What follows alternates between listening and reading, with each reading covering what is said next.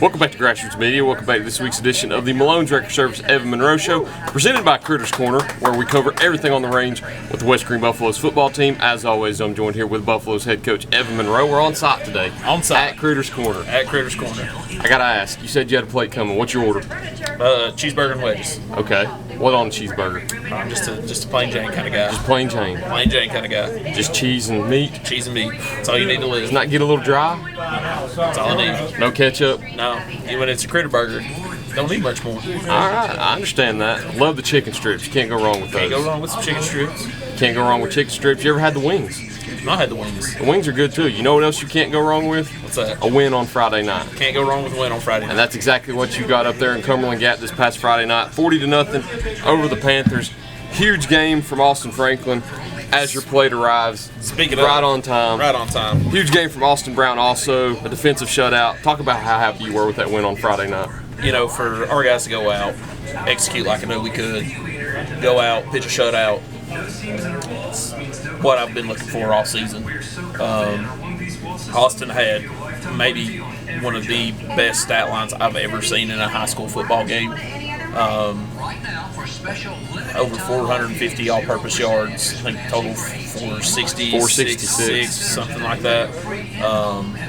So most of that was in the air, 314 in the air. Another 140 something on the ground. Yeah. So when you can line a guy up at quarterback, move him out to receiver, and he has great games in both spots, makes things a little easy as a head coach. I think Tate Russell tweeted something that was pretty funny. He touched the ball, I believe, 11 times all game. He made it to the end zone more times than he was tackled. Yeah. He touched the end zone 6 times. He was tackled 5 times. Yeah. Very rarely are you ever going to see a game like that. And when you do, it's going to be one where you only get maybe 3 or 4 touches. But to have double-digit touches and to touch the end zone 6 times and to be tackled less than that, that's something that you'll always hang your hat on at the end of the day. Yeah. You know, one of his touches, he come to the sideline. I said, "Man, you let that kid chase you down." He said, "No." He said, "I was just kind of eased up." I said, "I was trying to let somebody else score." He said he was being genuine. Like, yeah. We end up driving, and he ends up catching the slant and scoring anyway. But he instead of having another huge play, he just kind of gracefully gets tackled and still comes. I was like, "Man, did you really let that guy chase you down?" He goes, "No." He said, "I was just trying to it was Alex Johnson's 18th birthday." Okay. So he was like, "Man, I wanted to get A-Rod in the end zone." He said, I wasn't trying to score again. I was trying to let A-Rod score." And he's like, he had to set the record straight, though. He had to let you know that he didn't get tackled. He had to let me know. I was like, I can live with that. I mean, pretty selfless of a kid to have nothing but a green grass and end zone in front of him and kind of take your foot off the gas a little bit. Wish you wouldn't have, but is what it is. And you look at all those scoring plays, too, they were all huge plays. Yes. I think 40, 42, 75, 80, 82. Those were 5 of his 6 touchdowns. And they were quick touchdowns, too. It wasn't like you drove the field and he got in from 10, 12 out. They were huge plays. So they had trouble tackling him all night when he got into open grass. And credit to Austin Brown also for finding him. He had a huge game also, and we'll talk about his stat line in just a second. But to go over Austin's one more time, 5 receptions, 314 receiving yards, 4 receiving touchdowns, 6 rushes, 144 rushing yards, 2 rushing touchdowns. That totals out to 466 all-purpose yards. Top 10 in both single-game receiving yards and single-game touchdown receptions in state history. West Green High School single-game all-purpose yards record tied the West Green High School single-game all-purpose touchdown record. I mean, I don't know if you're ever going to find a better night in a blue and gold uniform than you saw him have on Friday night. It's been a while since we've had somebody do that. Obviously, he broke several records and tied one. And the last guy that had 6 all-purpose touchdowns in a game, his jersey's retired. Yeah. So that's impressive to go out and have a night like that. Absolutely. Can't say enough good things about Austin. Incredibly proud of him. So, but for the freshman Brown to come in, and you know he didn't have really a good week of practice. Not much practice at all. We didn't give it 2 days of practice last week, and he kind of come in Friday. He didn't get to come to practice those 2 days. He had to babysit, as odd as that sounds. He has a little sister, and so he was like, "I've got to stay home. I can't come to practice." So that's kind of led to us starting Frankie Friday night. Once we got up a couple scores, and then you let the young guy come in and sling it around, and had probably one of the best games by a freshman in a darn long time. That's crazy to hear that he missed 2 drives at the beginning of the game and still had the most passing yards and passing touchdowns in a single game in West Green High School history. That's just the night that you all had out there. Yeah, it helps when you've got an athlete like Frankie, and one of those was a jet. He just little pop pass. Yeah. He's throwing it from me to you. Yep. And Frankie does the rest. I mean, when that's all the work you got to do and you get the yards for it, I mean, that's awesome. Yeah, but now he did connect on several deep balls, and he throws a real pretty deep ball for a freshman. And as he gets older, it's just going to get better. So he had a good one to. He had a couple good ones to Franklin, and we tell him, look at your matchup, find the one you like. He found the one he liked. He did. He found him multiple times too. And Austin's stat line in total: 6 of 12 passing, 324 passing yards, 4 passing touchdowns. As I mentioned, that's the most passing yards and passing touchdowns in a single game in West Green High School history. And we talked about the onslaught on offense: 40-0, multiple records broken, huge yardage from both Austin Franklin and Austin Brown. Let's talk about the defense. They were the opposite. They didn't allow much all night. In fact, 0 points were allowed. Another shutout. I believe, if I'm correct, is that a pizza day for all the boys? Pizza party. Pizza party. There we go.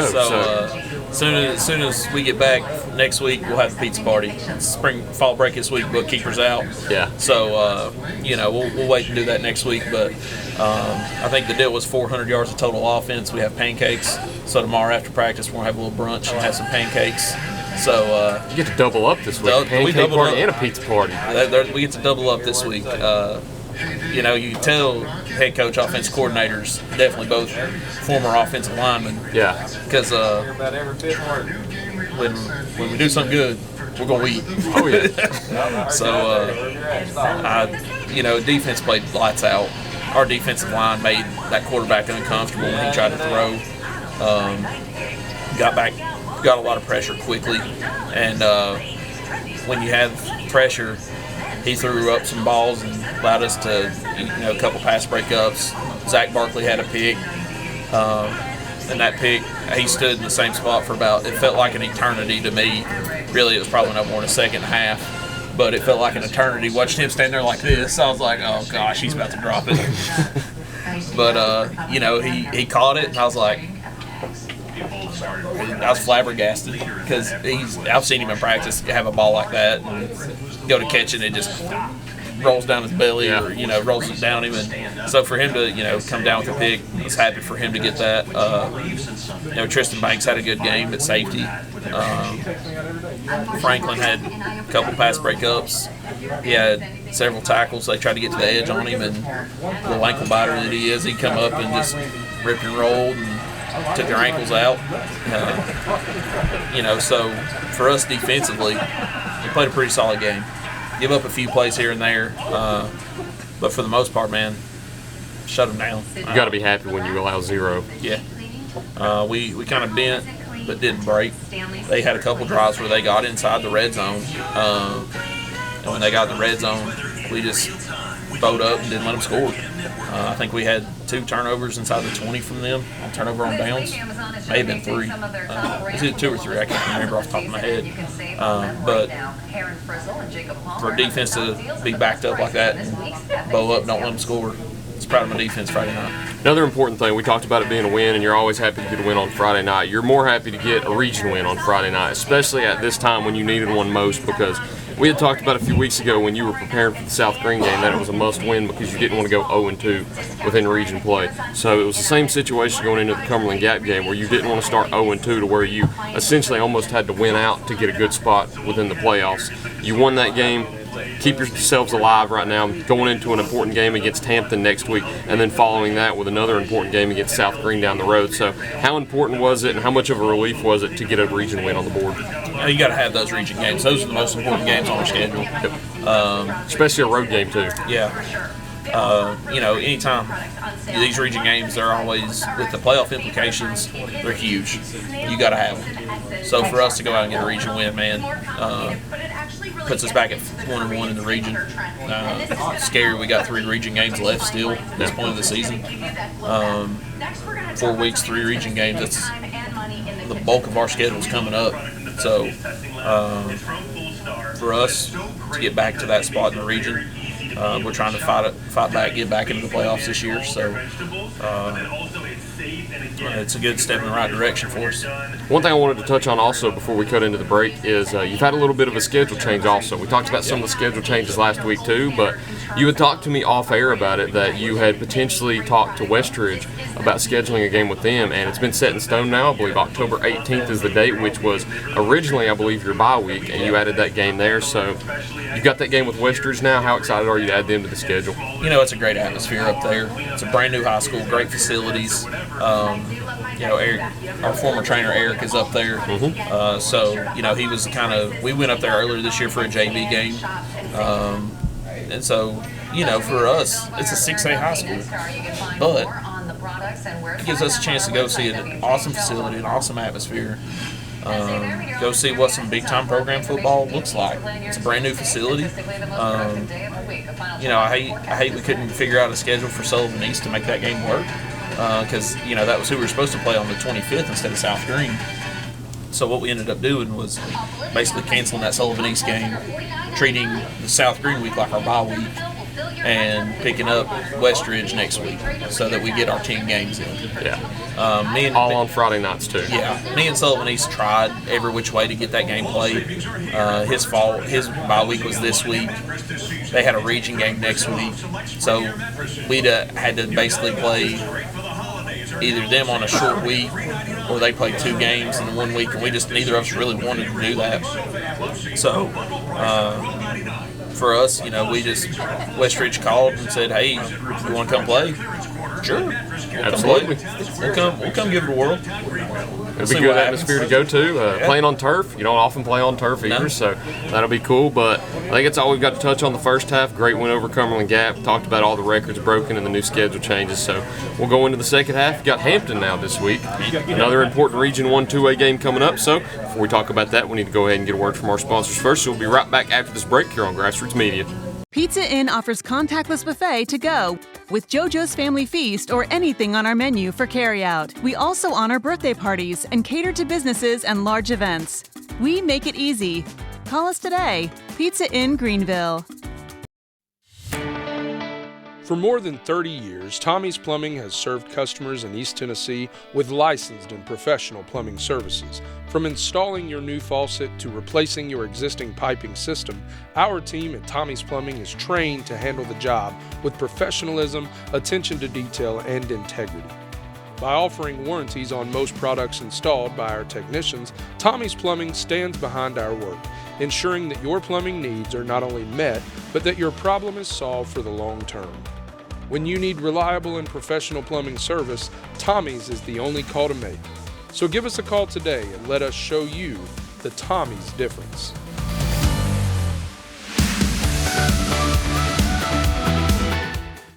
Welcome back to Grassroots Media. Welcome back to this week's edition of the Malone Record Service Evan Monroe Show, presented by Critters Corner, where we cover everything on the range with the West Green Buffaloes football team. As always, I'm joined here with head coach Evan Monroe. So, like we said in the first half, we're at Critters today. I gotta ask, what's your favorite part about Critters?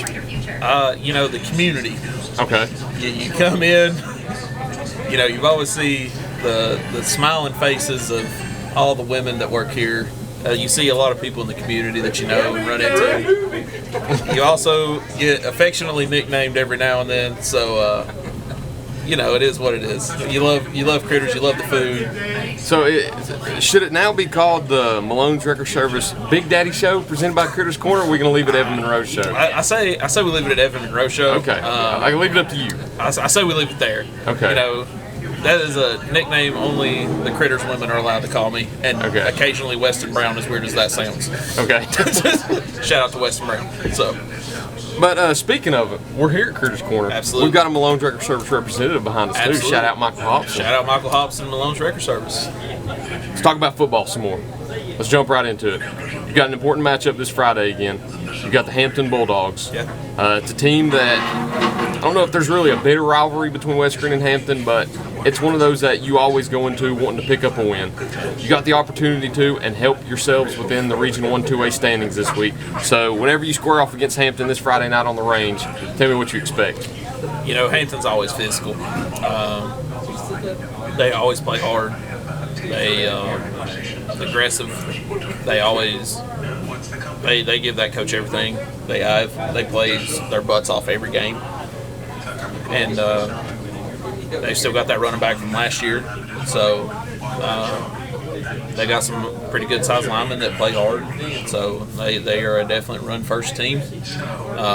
They are a line it down. We're going to line it down. We're going to run at you. If you can't stop it, you're going to have a long night. Yeah. So for us, it's a challenge to our defenses this week to bow up. Don't let them run the ball, make them uncomfortable, get them out of their too tight power eye set with two fullbacks, and get them into their spread stuff that isn't. I don't think their spread stuff's as good as their just we're going to run right at you stuff. And they make people hurt when they do that. So they run an unbalanced single wing. They'll run, the too tight, two fullback power eye. They do come out in some spread stuff, but even when they go spread, their MO is run the football. So for us, they embarrassed us last year. So when you got embarrassed, it's let's go get it back this year. Let's go make a play. Let's have a great game Friday. I know you touched on what they'll run offensively a lot, but what do you think they'll try to do defensively to slow you guys down? Bring the house. Good grief. That's something I think we talked about last year too. They're going to send about 8 every single time. Yeah, they run a split 4 cover 3. Nothing fancy, nothing exotic, but they just bring the house and they play as hard as they can. Against Happy Valley, I seen them run a 5-man front. I hadn't seen that out of them in a long time, but I fully expect split 4 cover 3, 4 down linemen, 4 linebackers, 2 corners and a safety deep, and they sell out, stop the run, and I don't blame them. They blitz a middle linebacker almost every time, so they bring the house and they play hard and they're fast and they're physical, and that is what Hampton football is. That's what Hampton football's always been since we've known them. So for us, it's let's go compete and let's go make it a ball game. And as always, too, when you go into Friday night games, you've got 3 keys to the game that you need to carry out. What are they this week? First one, we got to take care of the football. Limit turnovers. We didn't have hardly any turnovers Friday night, and we forced a lot of turnovers. So when you can force turnovers, that gives yourself a good chance to win the ball game. 2, stop the run. Stop the run. I mean, it's easier said than done, but You do that against that team. Yeah. Quarterback can throw it a little, but he's definitely more comfortable just turn around, hand it off to one of those 3-4 backs that they have that just can run. So you stop the run, try to make them one-dimensional. You can give people fits. You can give them fits with that. And then third thing, as always, got to score more points than the other team. Points than the other team. Absolutely. We did it Friday night. I'd like to do it again. Put us above 500 on the year. Yeah. So, if we can do that, I think it gives us a great chance to the rest of the region play and does a good chance to get us in the playoffs. And with that win also, you talked about going above 500 on the year too. I think 1-1 within Region 1 2A play now. So going forward now, touching on the schedule just a little bit more as, for the moment we're getting interesting phone calls. I think we're going to turn this into a call-in show now because, all right, let's see about this. Hello. This is Rusty. I'd like to make a call in. Show. What's that? I said, this is Rusty. I'd like to make a call in. Yeah. Okay, what's your question? My question is, there's a lot of people over at the West Green. I just wonder who might be the most influential for Coach Monroe. Okay. Most influential? Yeah. Like who's his role model? Role model. Yeah. That's a hard question to answer because there's been so many great influences. You have guys like Mark Greenlee who have set a great example for me as a coach and Then you've got guys like Clinton Hahn, who was my offensive line coach for 4 years. Then you have guys like Adrian Sossman, who have shown what it takes to keep a field in the top-notch condition year-round. There's one thing you can learn from him. Lawn care, groundskeeping maintenance, just phenomenal level. Just the highest level you can imagine. Just great role model for lawn care maintenance. Absolutely. Who mows the field more, Adrian or Jay? I think I saw Sossman mowing this morning during practice. Like, I think he was out there he was mowing, raking. I mean, it's only October. It's 6 months till baseball season. It's 6 months till baseball season. He's out there just, getting after it, working. Couldn't ask for a better example of hard work and dedication to a program. I would say you can ask him to come mow your field, but I don't know. Jay might get a little offended by that. He's been doing it for a long time. Yeah, he's been doing it for a long time now. I think Jay enjoys mowing just as much as Adrian does. Probably more. Maybe more. It's close. It's neck and neck. I'd say it is. So. That's a good answer, Coach. I appreciate you taking the time. Long-time listener, first-time caller. And I've never met this Sossman guy, but I feel like he'd be a good one to meet. Maybe you could set that up for us one day at a football game. I don't know what you can do, but we wish you the best of luck the rest of the way. And go Buffs. Thanks for calling. Oh, we got another call-in coming. All right, we're going to keep you on your toes here. We got 2 call-ins this time. Let's see how this one goes. The Evan Monroe Show. Hello, this is Earl down here in Mohawk. I just want to know how you're going to be able to get all there. You're cutting in and out. How you going to get, Coach? How you going to get that ball to that Franklin kid more? They need to touch about every play. Well, if we're going to try to get the ball to Franklin more, that's up to our offensive coordinator, Clinton Hahn. He's the offensive play caller. I'm the defensive play caller. So that seems like I'll pass the buck on to the offensive coordinator for that question. Okay, so seems like it's on the offensive coordinator more than you. Seems like that one's just kind of out of your hands. He's got broad shoulders. He can handle that question. Okay.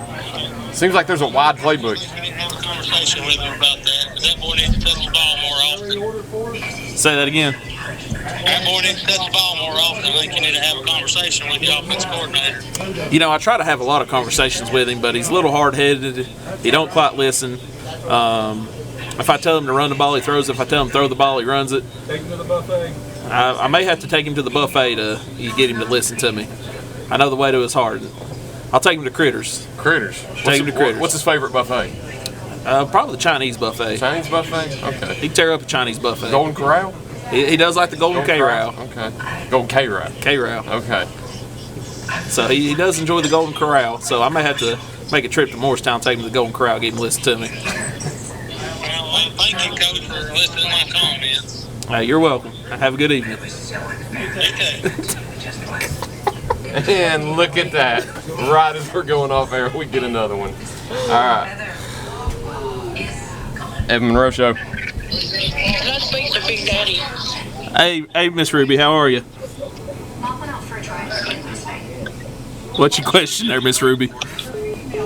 Oh, we lost her. That's unfortunate. I was looking forward to Miss this Ruby on the question. show, though. Stage fright got her.